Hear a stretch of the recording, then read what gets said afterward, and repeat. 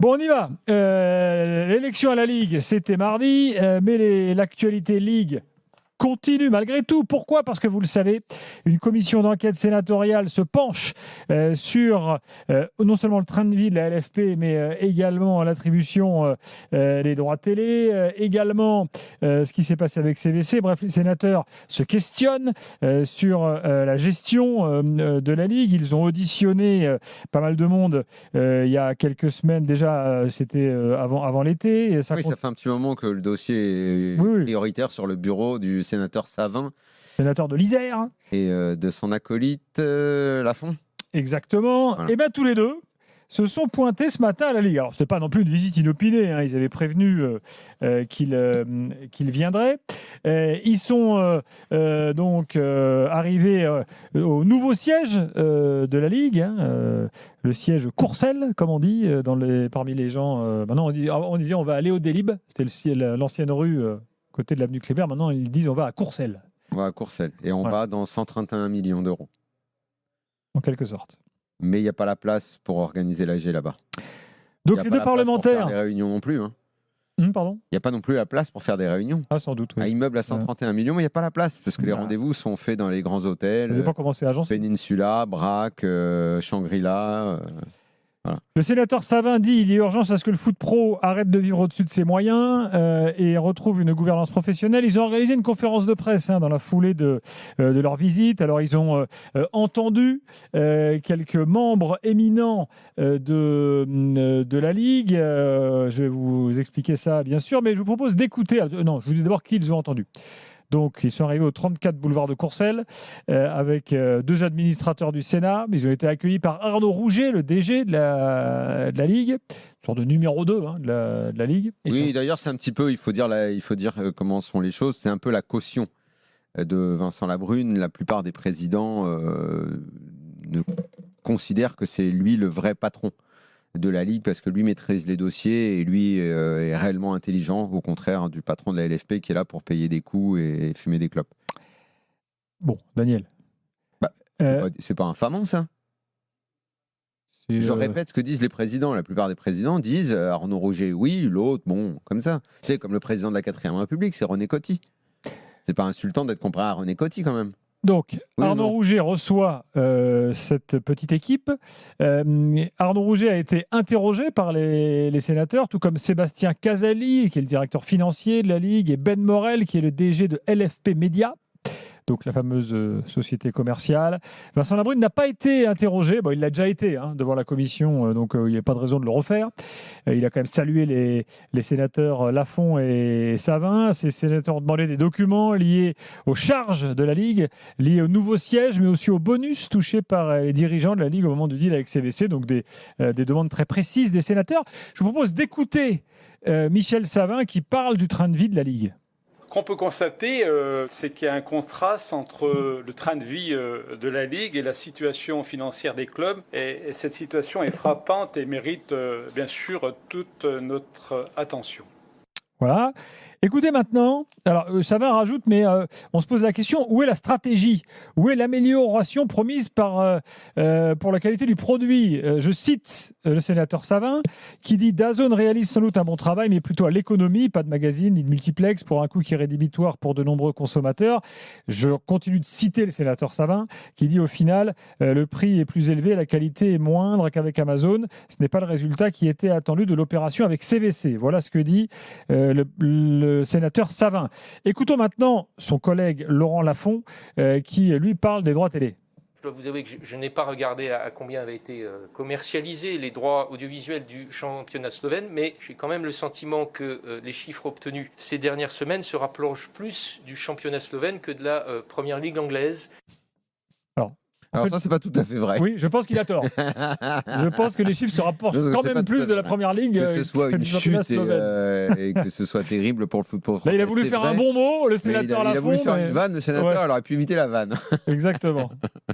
Non, il aurait pu dire le championnat belge, par exemple, je sais pas, ou portugais, éventuellement. Bon. Bref.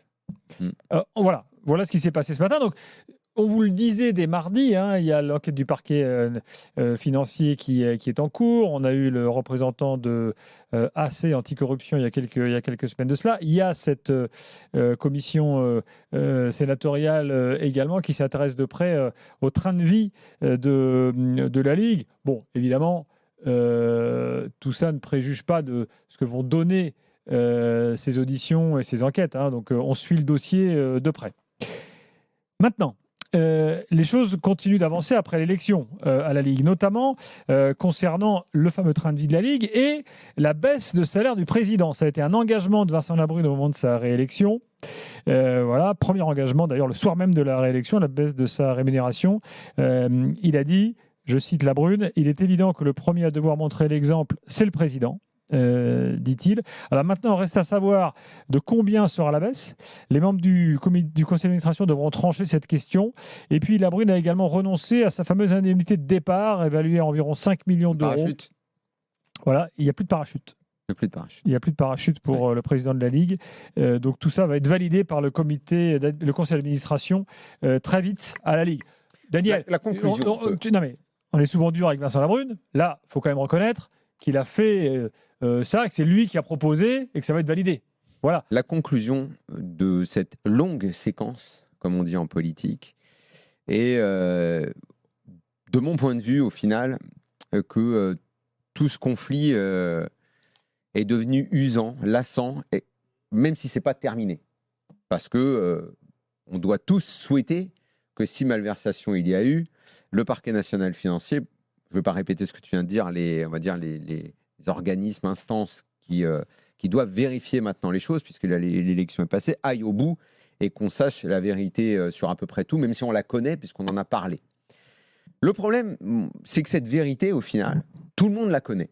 Le train de vie, les exagérations, et que Vincent Labrune reconnaisse aujourd'hui qu'il a exagéré sur son salaire et tout, il faudrait qu'il le dise aussi pour ses notes de frais, pour tous ses rendez-vous, pour ses chambres à l'année et compagnie. Il faudrait aller au bout du truc quand on veut faire un soi-disant mea culpa. Ça ne me touche pas du tout. Je continuerai de penser qu'il est incompétent. Je continuerai de penser que ses 4 ans de mandat sont catastrophiques. Mais ce qui me frappe, et après j'aimerais honnêtement que dans les semaines à venir, si on pouvait ne plus en parler, parce que franchement ça m'a usé et fatigué. Constater néanmoins, à l'image d'Olivier Létang qui a donné une conférence de presse aujourd'hui, le très décevant Olivier Létang comme le très décevant Pablo Longoria. Qui soutient publiquement Vincent Labrune, il dit Vincent était le meilleur candidat pour poursuivre. Des gens avec qui, je dois le dire, j'ai de très bons rapports, aussi bien Pablo Longoria qu'Olivier Létang. Et j'ai parlé de ça à maintes reprises avec eux. Oui, je les trouve décevants. Parce que dire dans des conférences de presse, Létang l'a fait, que oui, c'était pas bien, que oui, les droits, c'était pas bien, que oui, le train de vie, c'était pas bien, que bref, rien n'était bien, mais que malgré tout, ils lui ont quand même redonné la tête de la LFP, ça, je ne le comprends pas. Et ils peuvent me l'expliquer en off, en on, le matin, le midi, le soir, autant qu'ils veulent, je ne le comprends pas. Je ne comprends pas pourquoi. Alors, il y a eu, je l'ai entendu, l'argument, oui, mais Rouget, il est bon. Je dis, vous n'avez qu'à garder Rouget. Rouget, c'est celui qui emporte, on va dire, un peu l'adhésion.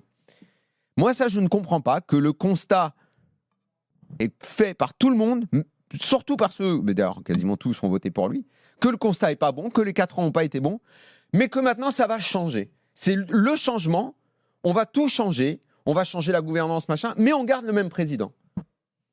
Ça reste le grand mystère de cette élection. Au-delà des manigances, du verrouillage, du fait que la ministre a dû intervenir pour qu'il y ait un semblant de démocratie, que les présidents de Ligue 2, dont mon nouvel ami Murat, a bafoué la parole en allant voter à l'envers. On va en parler dans un instant. Tout ça est absolument incompréhensible. Ils sont tous d'accord avec nous. Le sénateur est d'accord avec nous. Tout ce qu'on a dit, toutes nos enquêtes depuis plus d'1 an qu'on parle de ça, que tous les gens qui sont venus ici, la presse est absolument unanime pour dire qu'il a mal bossé, que c'est un mauvais président, que rien n'a fonctionné comme c'était prévu. Maintenant, la nouvelle étape, ça va être que DAZN va devoir jeter l'éponge parce que c'est écrit. Et ils le savent et ils s'y préparent.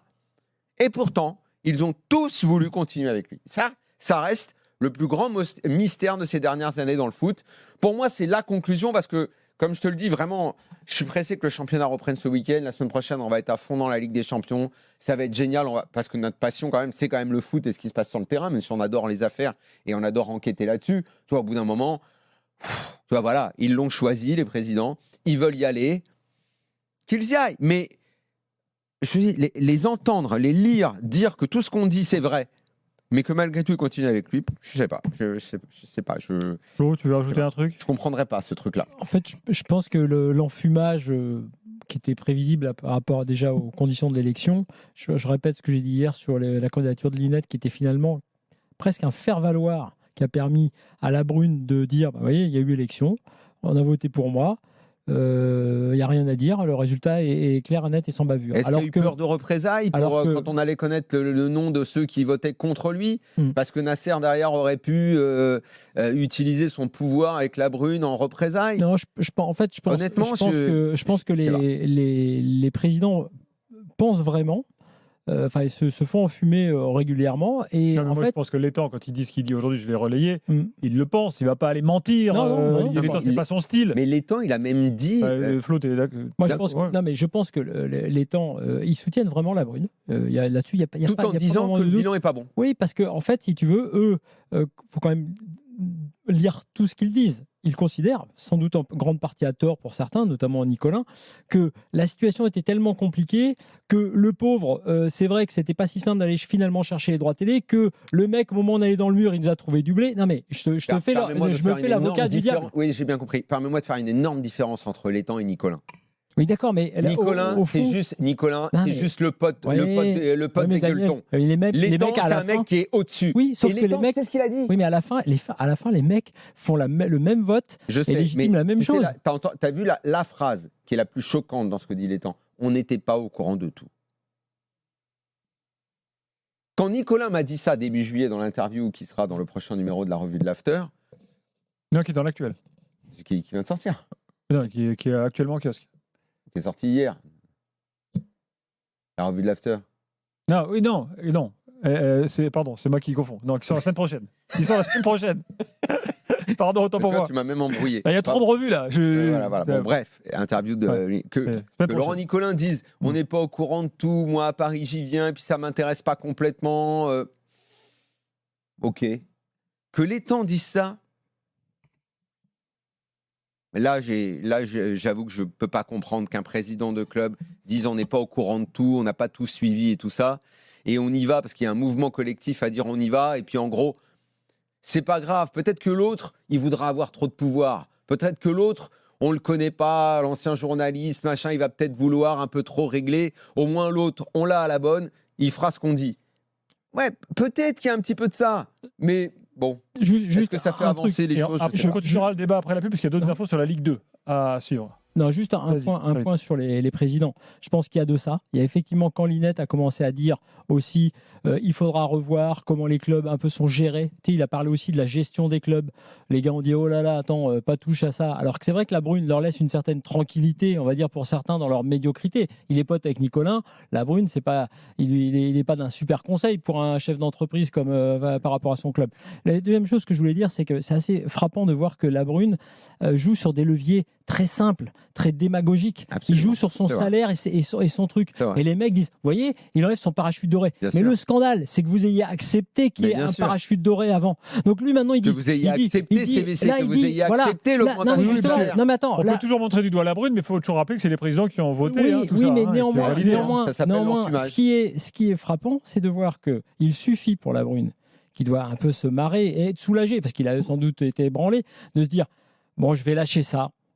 Parce que c'est vrai que là, les mecs, ça commence à grogner. J'en ai vu, il a entendu quand même. Il a entendu certains mecs qui commencent à grogner, donc je vais faire ça. Et ça parle. Parce que ça parle, tu vois, directement de dire, regardez quand même, il fait un énorme effort. Oui, effort, non. C'est un truc que vous avez voté et qu'il suspend. En revanche, sur le fond, sur la Ligue 1, la Ligue 2, les droits télé, sur CVC, ça change rien. Donc en fait, là encore, une nouvelle fois, l'histoire de ce parachute qui a été indûment octroyé, qu'il se supprime, c'est aussi de l'enfumage. Donc les mecs acceptent l'enfumage, pour certains parce qu'effectivement, ils trouvent que le système tel que ça roule leur convient parfaitement. Pour d'autres, que la Brune leur a sauvé la vie, c'est le cas de Nicolin. Bon, ça continue. Moi, sans réforme, je l'ai dit, sans réforme des statuts, et je pense que là aussi, il y aura enfumage. Tout ce qu'ils ont promis par rapport à la ministre qui est démissionnaire, donc je te dis, on repart comme en 40, on ne sait même pas avec qui on va repartir. Je pense qu'il n'y aura aucune réforme fondamentale des statuts. RMC jusqu'à minuit, l'after-foot. Gilbert Bribois. 22h26, Florent Gautreau, Daniel Riolo sont là. On continue les infos organisation du football parce que c'est tombé ce soir aux alentours de 20h. Il y avait une réunion entre les différents acteurs de la Ligue 2, les présidents, Beansport, représentants de l'ANS, l'Association nationale des supporters également étaient là. Il a été décidé qu'un match de Ligue 2 passerait du vendredi au samedi soir en prime time sur beIN. Donc, beIN a fait un geste. Il y avait une porte ouverte, c'est ce qu'on avait dit également, ça avait été annoncé dans l'after, qu'il y avait un pas en avant parce que tout ça avait été mal géré. Donc voilà. Les supporters ne sont pas satisfaits pour autant. L'ANS n'est pas satisfaite pour autant. Absolument, mais petit à petit, on s'aperçoit des conneries qu'on a accumulées à la LFP. Mais bon, écoute. Bon, on peut pas en dire. Nous, on ne peut pas dire plus au bout d'un moment. Au bout d'un moment, nous, on a fait notre travail, on a tout dit. Maintenant, c'est comme ça, l'élection, elle est passée. On avance, on verra bien. Je l'ai dit, les prochaines étapes, c'est Sénat, PNF, AC, tout ça. C'est DAZN. C'est bon, écoute, on n'est pas au bout des problèmes. Pendant ce temps-là, la DNLH, la Direction nationale de lutte contre le hooliganisme, prévient et s'attend ce week-end à des mouvements de protestation contre les diffuseurs de la Ligue 1 et de la Ligue 2. Donc, en gros, des banderoles. Qui vont cibler sans doute DAZN et les diffuseurs, ils sont pas. Bah oui, mais en fait, c'est une erreur de cibler les diffuseurs. Les diffuseurs, ils sont pas vraiment responsables. Eux, ils viennent. C'est la LFP qui est responsable de tout ce cirque. C'est eux qui d'abord ont traité DAZN comme des clampins et puis après sont allés les rechercher et font qu'au final, il y a même à peine 200 millions dans les caisses des clubs de Ligue 1 qui vont rentrer. Une fois que tu as enlevé tout ce qu'il y a enlevé comme taxes et CVC et tout le team. Et je ne sais même pas une poignée d'oseille pour les clubs de Ligue 2. Donc les clubs en ont besoin de cet argent. Donc taper sur les diffuseurs, je ne sais pas, je ne crois pas que ce soit eux les premiers responsables de tout ce bazar. Pierre-Olivier Murat, le président de Rodez, a tenu une conférence de presse aujourd'hui. Il dit, alors, question d'un journaliste, alors qu'est-ce que vous pensez de la situation ? Il dit, écoutez, la Ligue 2 c'est beIN-Sport, il faut respecter leur choix. Parce que si beIN-Sport décide de jouer le vendredi ou le samedi, il faut les respecter. Parce que sans eux, la Ligue 2 n'est plus là. Vous, les journalistes, vous n'êtes plus là et il n'y aura plus de match. Voilà ce que dit Murat concernant beIN-Sport. Il a raison sur la conclusion. Mais le problème, c'est comment t'en es arrivé là ? T'en es arrivé à être obligé de sortir une phrase aussi juste que débile, parce que finalement c'est juste ce qu'il dit, mais en même temps on ne devrait pas se retrouver face à une phrase juste qui finalement emmerde tout le monde. Si tu avais géré comme il fallait avant, tu avais discuté, tu avais proposé des choses différentes, tu n'en serais pas à devoir accepter un truc, le couteau sous la gorge, parce qu'au final c'est le couteau sous la gorge, ce qu'annonce Murat. C'est attention, c'est ça où on crève, hein.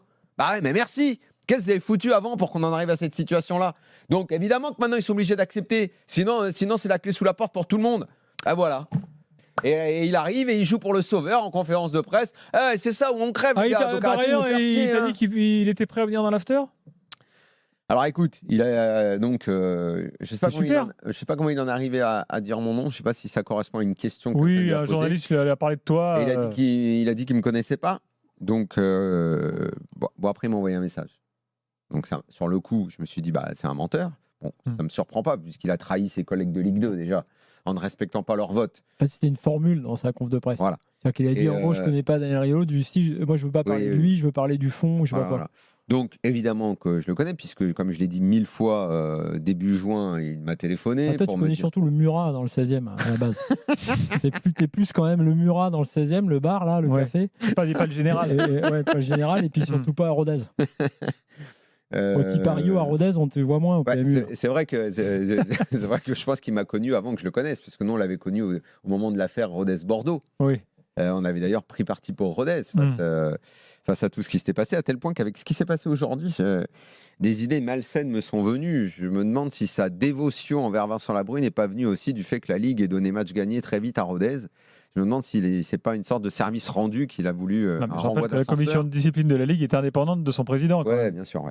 Donc, t'es pas convaincu de ça ? Non, mais moi, je dis juste aujourd'hui, Je dis Aujourd'hui, juste que la l'idée m'a commission traversé juridique l'esprit. a donné raison à Exactement. Mbappé. La commission juridique n'a pas donné raison à Ouais, mais Nasser bien sûr, Al-Khelaifi aujourd'hui et parce Vincent que quand Labrune. c'est trop gros, ça devient trop gros, quoi, justement. Et Bon, la- toujours est-il que l'idée m'a Écoute, traversé nous l'esprit. connaissons le président de la commission de discipline, mais qui on est va un homme dire respectable et présomption qui d'innocence. est totalement indépendant. D'accord. Ok, Monsieur très bien. Deneux, on le Il a salue. une bonne, Ah, il a bien, une très bonne bien, très tête. bien. Alors, éliminons cette mauvaise pensée.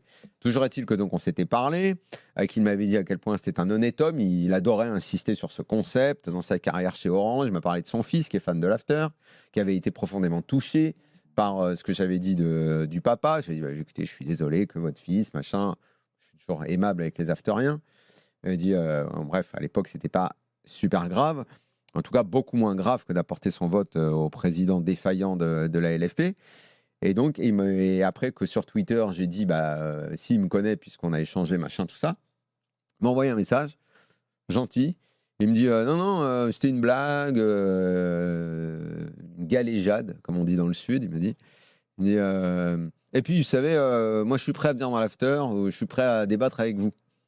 Ah bah super. Je lui dis, bah, moi, pas de problème, hein. Nous, on invite tout le monde. Hein. Je lui dis, je sais pas comment vous allez défendre le bilan de Labrune et comment, avec quel argument vous allez venir et comment vous allez nous expliquer comment vous avez trahi vos collègues. Mais si vous voulez, il n'y a pas de problème, hein, vous pouvez venir. Hein.